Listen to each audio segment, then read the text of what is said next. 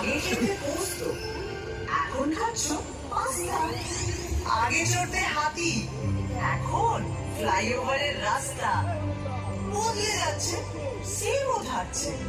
কলকাতার সিম উঁচু থেকে সার্ভে করছি অনেক অনেক দিন। সেসব গল্প ভুলবো এবার। তুই তিন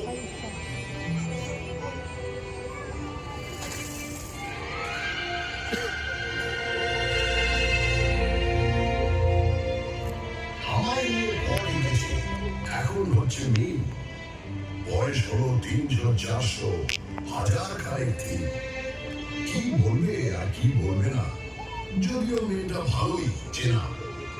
তবু নিজেও ঘুরতে এলাম, দুজন মিলে দিন।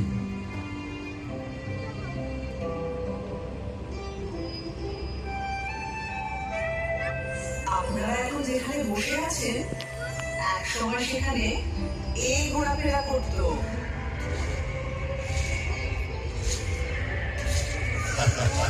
কোথায় জুরাসিক পার্ক আর কোথায় পার্ক স্ট্রিট। এখান থেকে শুরু করলে ও মোবাইল ফোনে আসতে আসতে 52 এপিসোড লেগে যাবে। তার চেয়ে একটা চেনা জানা ব্ল্যাক অ্যান্ড হোয়াইট দিয়ে শুরু করো। তাহলে এটা দিয়ে করি। একটা গাড়ি সাঁ করে বেরিয়ে এলো 38-2 এলগি রোডের বাড়ি থেকে 1941 সালের 16 জানুয়ারি যাচ্ছে এবং সোজা ঢুকে পড়ল বাঙালি আড্ডার ভেতর। না না না না, নেতাজি সুভাষচন্দ্র বসু তার আগেই কলকাতার আড্ডায় ছিলেন। উনি তো 1930-এ কলকাতার মেয়র হয়েছিলেন। কংগ্রেসের প্রেসিডেন্ট হয়ে তিনি ভারতের আত্মা। তবে ব্রিটিশদের চোখে এক মন ধুলো দিয়ে ওই মহান আক্রমণ 3-4 রকম ছদ্মবেশ, একেবারে থ্রিলার। তার উপরে আক্ষরিক অর্থে তিনি দায়িত্বহীন। এরকম সুপার হিরো কলকাতা আর পাইনি।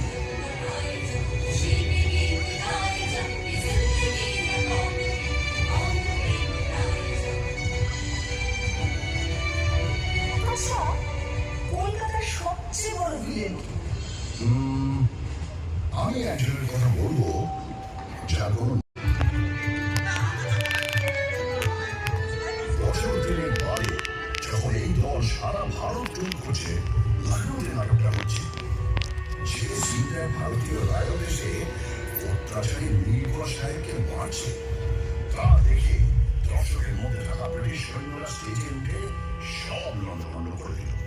তারপরের বছর প্রিন্স অফ ওয়েলস কলকাতায় এসেছিলেন, তাঁকেও ভর্তনা করা নিয়ে ব্যঙ্গ নাটক। আবার অত্যাচারী পুলিশ কমিশনার ক্রিয়েছে ব্যাস, ড্রামাটিক পারফরমেন্স অ্যাক্ট, সেন্সরের খারাপ। শোনো শোনো, যা সেন্স বেশি তার পেছনে সেন্সার লাগবে। এটা ভালো বলেছে। 1870 যখন জেমস হিকি এখান থেকে প্রকাশ করলেন ভারতের প্রথম খবরের কাগজ দ্য বেঙ্গল গেজেট, সেখানে তিনি লর্ড হেস্টিংসের স্ত্রী লেডি হেস্টিংসের কাজকর্ম নিয়েও দিয়ে সাংঘাতিক নিম্নবন্ধ করে লেখা দিতেন।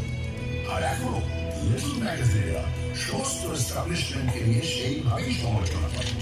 সারাদিন প্রতিবাদ, রাগ, অথরিটিকে ব্যঙ্গ, এগুলো পেটে গজগজ করে বলে কলকাতার লোকের নির্ভর খারাপ। মোটেই নয়, সব লিভার খারাপ নয়। এই হাওড়া ব্রিজ, সেটা তো ক্যান্টিলিভার 1943 থেকে দাঁড়িয়ে আছে।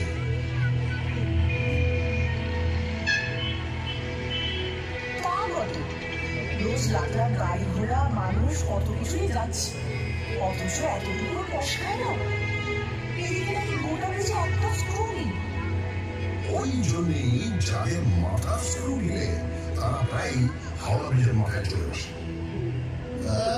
ওখান থেকে ভিউটা ইমাজিন করতে পারছো?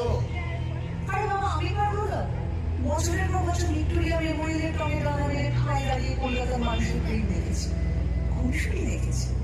এদিকে তাকালে academy of fine arts experimental painting, ওদিকে তাকালে রেস কোর্সের খুব আবার অন্যদিকে ক্লাবে ক্লাবে কোট প্যান্ট পরা কলকাতায় বাবুদের ইংরেজি জানা। ভিউজ আর নিউজ শেখাচ্ছ আমাকে? তোর নারী নক্ষত্র চিনি, বুঝলে? শুধু চেনো না, সমাজ লেগে তুমি আমারই মতো। কখনো হাওয়া দিলে ভাই ভাই করে ঘোরো, কখনো গাঁটের ব্যথায় ঘুরতেই উড়ে যাও। এই ভাই কখনো তাজমহলের টুপি খায়, কখনো আবার জাপানিদের বোনাস হওয়ার ভয়ে তার সারা গায়ে গোবর লেপে দিয়ে ব্ল্যাক আউট করা হয়।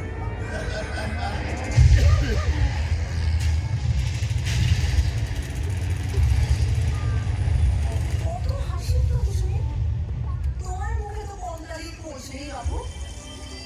ওই দ্বিতীয় বিশ্বযুদ্ধের সময় যখন তোমার রাস্তায় শুয়ে খিদের জ্বালায় শয় শয় লোক মরেছে, আর অন্য লোকেরা তাদের দিয়ে নির্দ্বিধায় অফিস করেছে, আড্ডা মারতে গেছে।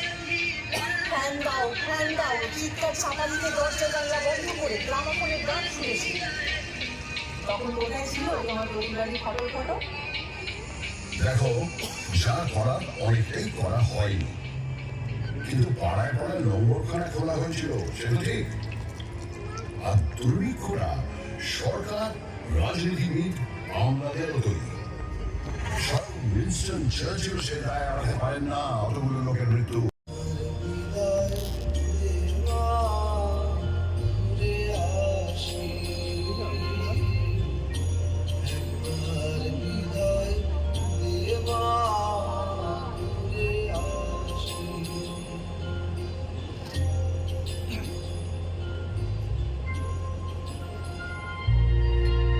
যে মনুমেন্টকে 1858 তৈরি করা হয়েছিল ইস্ট ইন্ডিয়া কোম্পানির দুটো যুদ্ধ জয়ের জন্য, কমান্ডার ডেভিড অক্টনলির স্মরণে 1969 কিনা তার নাম বদলে করে দেওয়া হলো শহীদ মিনার।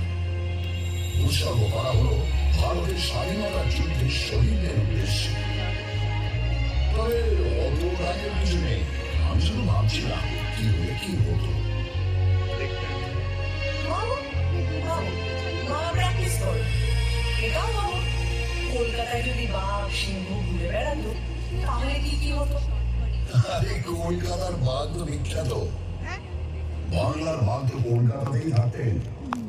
1857 সালে হওয়া কলকাতা বিশ্ববিদ্যালয়কে বছর 50 পরে দায়িত্ব নিয়ে একেবারে নতুন রূপ দিয়েছিলেন এই বাঘ, আশুতোষ মুখোপাধ্যায়।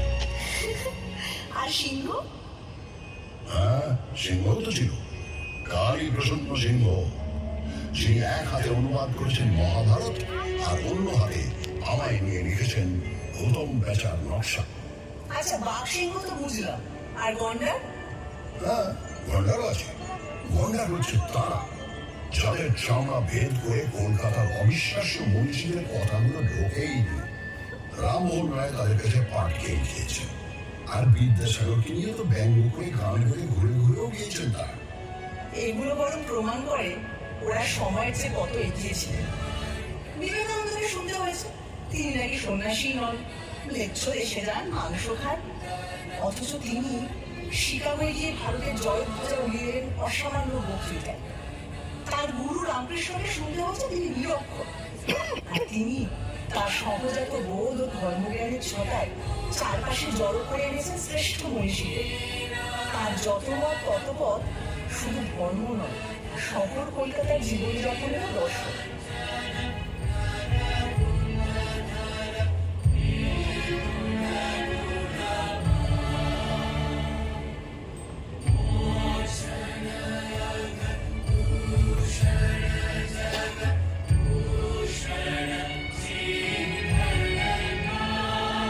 আর রবীন্দ্রনাথ ঠাকুরকেও কম সইতে হয়নি, তার লেখা সব নাকি আবছা।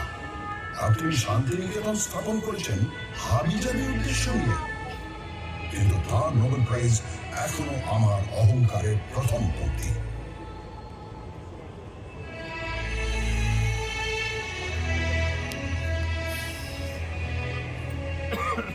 আমি রাজধানীর পর থেকে 1911 কোষে পড়লাম, কিন্তু 2 বছর পরেই আমার মাথায় এমন মুখ উঠল যার জল মোলানে থামার নয়। নোবেল কমিটি বলল রবীন্দ্রনাথ ঠাকুরকে প্রাইজ দেওয়া হচ্ছে because of his profoundly sensitive, fresh and beautiful words. প্রথম ভারতীয় নোবেল পেলেন। সত্যি ভাবা যায় না বলো, একটা শহর থেকে 6 জন নোবেল লরিয়েট এবং 5টা আলাদা ক্ষেত্রে কাজের জন্য। 1902 পেয়েছেন রোনাল্ড রস চিকিৎসাবিদ্যার জন্য, 1930 ফিজিক্সে নোবেল পেলেন সিভি রমন। 1979-তে মাদার টেরেসা পেলেন নোবেল শান্তি পুরস্কার। 1998-তে পেলেন অমর্ত্য সেন ইকোনমিক্স। আবারও 2019-এ পেলেন অভিজিৎ বিনায়ক বন্দ্যোপাধ্যায়, এবারও ইকোনমিক্স।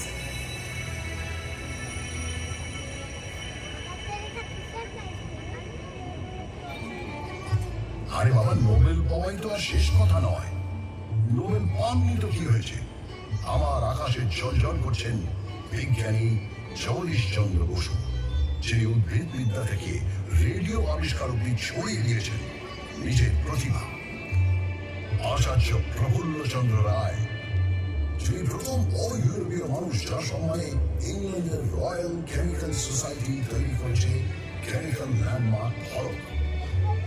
তারপর উনি প্রফেসর সত্যেন্দ্রনাথ বসু, যে বোস আইনস্টাইন স্ট্যাটিস্টিক্সের পুরোধা, যার নামে বোসন করা। এখানে শেষ নয়, আরো আছে শ্রী প্রশান্ত চন্দ্র মহলানবিশ, যিনি ভারতীয় স্ট্যাটিস্টিক্স চর্চার জনক, প্ল্যানিং কমিশনের অসামান্য কারিগর, যার জন্মদিন এখন ন্যাশনাল স্ট্যাটিস্টিক্স ডে। তুমি থামো তো। এত বিজ্ঞানীদের মেলা বসে গেছে যেখানে, সেটা কিন্তু অবৈজ্ঞানিক হুজুগেরও আখড়া। 1857 সালে কলকাতা এলো মরা ফেরার হুজুগ। কেউ বললো এবছর যত লোক মারা গেছে তারা সবাই কালী পুজোর রাতে ফিরে আসে। কেউ বললো না না না না, গত 10 বছরে যত লোক মারা গেছে তারা সবাই 15ই কার্তিক ফিরে আসবে। সারা শহরে হইচই পড়ে গেল। প্রচুর লোক অপেক্ষা করতে লাগলো তাদের মৃত আত্মীয়দের জন্য। গানও বাঁধা হলো, মরা মানুষ ফিরে এসেছে, দেখে এলাম রানাঘাটে ভাসতে ভাসতে আসতেছে, গলা সরু পেট মোটা, জলকে হয়েছে সোনা, ইত্যাদি ইত্যাদি। হ্যাঁ, কিন্তু 1979-এর হুজুগটাও খারাপ নয়। আমেরিকার পাঠানো স্যাটেলাইট স্কাইল্যাব নাকি ভেঙে পড়বে। সবাই ভাবে আকাশের দিকে তাকিয়ে হাঁটে, কেউ কেউ হেলমেট পরে সারাদিন ঘুরত।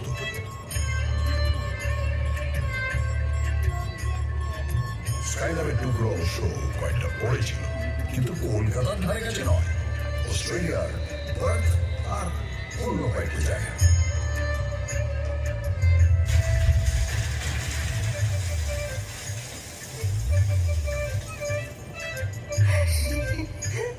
আমি বলি কি, সব সেরা হুজুগ হলো গণেশের দুধ খাওয়া। 1995 সালে এক দুপুরে হঠাৎ নাকি গণেশ দুধ খেতে লাগে। মন্দিরের গণেশ, ক্যালেন্ডারের গণেশ, ঘুলঘুলির গণেশ, কেউ বাদ নেই। পড়ি মরি করে সবাই দুধ নিয়ে ছুটতে লাগে। এমন মিরাকল থেকে বাদ পড়ে গেলে পুঁতে কোটায় কম পড়ে যাবে যে। তাদের গায়ে নিশ্চয়ই বিরোধীয় অদৃশ্য খুশি পড়েছিল। একটা 17 বছরের অ্যাংলো-ইন্ডিয়ান ছেলে হিন্দু কলেজে ইংরেজি পড়াতে এসে তার ছাত্রদের শেখাচ্ছে তর্ক করো, যাচাই করো, যুক্তিবাদী হও, প্রথাকে চ্যালেঞ্জ করো। আর সেই ছাত্ররা, বলা ভালো শিষ্যরা, ইয়াং বেঙ্গল হয়ে তখন দিকে দিকে ছড়িয়ে পড়ছে, সমাজ বদলানোর চেষ্টা করছে। এও তো এখানেই হয়েছিল। তারা যেরকম গোড়া ব্রাহ্মণদের ঝাঁকুনি দিয়ে সমাজটাকে শোধরানোর চেষ্টা করত, 70-এর দশকেও একদল ছেলেপুলে নকশাল আন্দোলনের মাধ্যমে সেরকমই একটা ধাক্কা দেওয়ার চেষ্টা করল। কিন্তু বুলেট আর বোমার প্রতিক্রিয়াও ভীষণ মারাত্মক। আর তখনকার রাজনীতিও ছিল অনেক গোটা চলা। রাত্রি জুড়ে বোমা আর পুলিশের জিপের শব্দ, আর দিনের বেলা গঙ্গা জলে উজ্জ্বল যুবকদের লাশ ভেসে যাওয়ার দৃশ্য। তোমার গায়ে গরম রক্ত সিদ্ধ করেছিল। আদর্শ, প্রথা সব হারিয়ে গেছিল নতুন নতুন মুখোশের আড়ালে।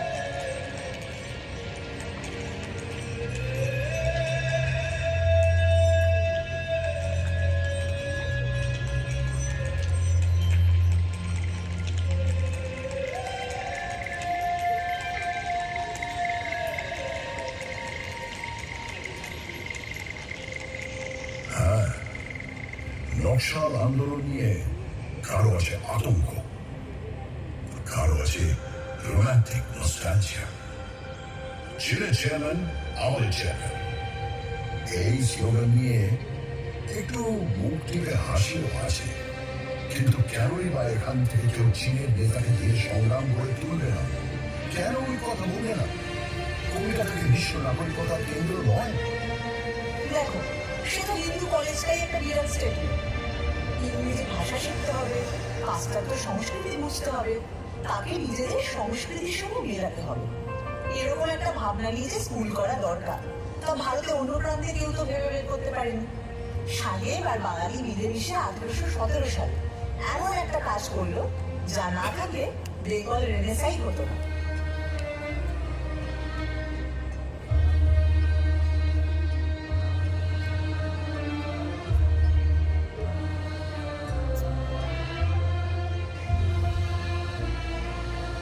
রেনেসাঁর কথা ভাবে সত্যি দাঁত লেগে যায়। শুধু ঠাকুর পরিবারের কথা বলতে গেলেই তো হাঁপিয়ে পড়বো। এরা বোধ হয় এক একটা লোকের মধ্যে 10টা করে ঠাকুর। তিনি সংস্কৃত থেকে বাংলায় মেঘদূত অনুবাদ করছেন, বাংলায় দর্শন তত্ত্বের বই লিখছেন, আবার বাংলা শর্ট হ্যান্ড উদ্ভাবন করছেন, এমনকি বাক্স বানানো নিয়েও বই লিখছেন। সত্যেন্দ্রনাথ ঠাকুর, তিনি শুধু প্রথম ভারতীয় আইসিএসই নন, ওই যুগে তাঁর বউকে বিলেত নিয়ে গেলেন। এবার বলি জ্যোতিরিন্দ্রনাথ ঠাকুরের কথা। তিনি একাধারে সুরকার, চিত্রকর, নাট্যকার, পরিচালক, এমনকি অভিনেতাও। দেবেন্দ্রনাথ ঠাকুর, তিনি তো 3 ঘন্টায় গড়গুড়িয়ে ডিকটেশন দিয়ে লিখে ফেললেন ব্রাহ্ম ধর্মের বই। গগনেন্দ্রনাথ অসামান্য চিত্রকর, কার্টুনও আছেন, ছবিতে কিউবিস্ট ভাবও আছে। আর অবনীন্দ্রনাথ ঠাকুর, তার আঁকা ছবি আর লেখা গল্প, এই দুই বাংলা সংস্কৃতির বিস্ময়।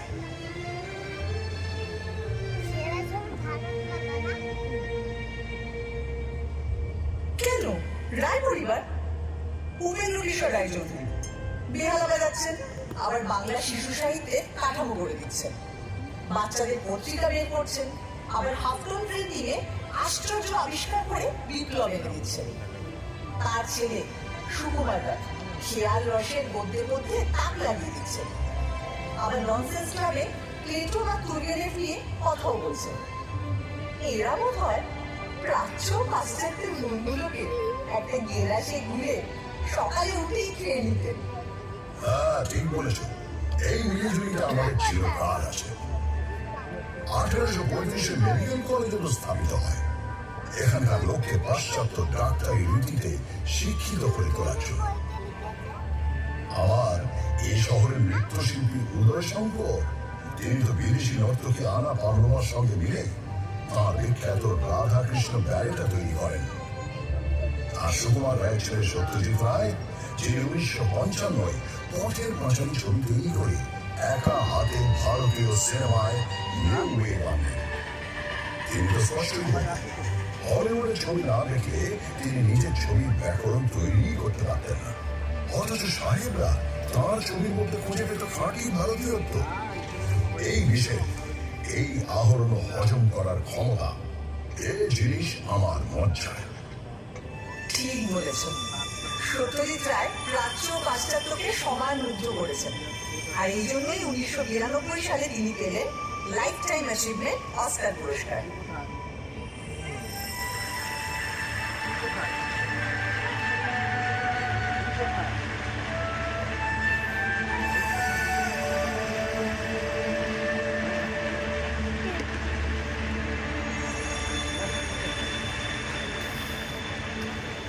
হ্যাঁ, কিন্তু এটা ভুলো না, ওই বছরেই সত্যজিৎ গোড়ার দিকে ছবি ক্যামেরাম্যান সুব্রত মিত্র, তিনি পেলেন Eastman Kodak life time achievement for excellence in cinematography. অদ্ভুত, সুব্রত মিত্র পৃথিবীর এক সেরা ক্যামেরাম্যান, কিন্তু তার নামটা সেভাবে প্রচারই পেল না। এই আনসার হিরোদের নিয়ে তোমার এই হইচইটা একটু বোঝাও তো, এটা আদিক্ষেতা না উদারতা? আমি না ঠিক আন্দাজ করতে পারি না। কারণ নামে প্রশংসা করলে কলকাতায় এরা তক্ষুনি আরেকটা নাম পকেট থেকে ফস করে বের অথচ সম্মান দিয়ে তাদের থাকা খাওয়ার সংগ্রাম ছিল বলে বাম রাজনীতি একসময় অনেকখানি মিশে গিয়েছিল আমার ডিএনএ। উদ্বাস্তুরা তো আবারও এসেছে বাংলাদেশের মুক্তিযুদ্ধের সময় 1971 এখনো অনেকে আসছে। কলকাতা তো কাউকে ফেরায় না। তা ঠিক, শেষমেশ সবাইকে নিয়ে কাবাব খায় বা বিরিয়ানি। এই যে দুটো নাম বললে, এই খাবারগুলোই কলকাতায় আসতো না যদি না আরেক পরাজিতকে কলকাতা সসম্মানে ঠাঁই দিত। সেটা আবার কিরকম? ওয়াজিদ আলী শাহ, আউধের নবাব।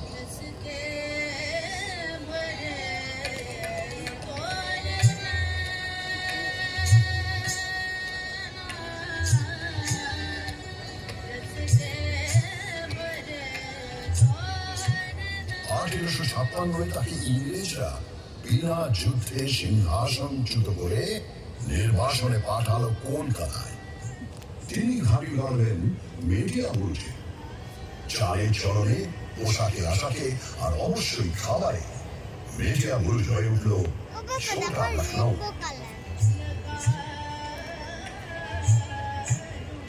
এখানকার গান বাজনা নাচ তো প্রভাবিত হলোই, জীবের কোষ আর বাংলার হাড়ি প্রভাবিত হলো তার চেয়েও বেশি। এখন যে কলকাতার রাস্তার ধারে ধারে কাবাব আর বিরিয়ানির দোকান, তার মূলে ওই অগৌরবের নির্বাসন। জীবনের ধন কিছুই যাবে না ফেলা, কলকাতা এটা জানে, এই তার বেলা।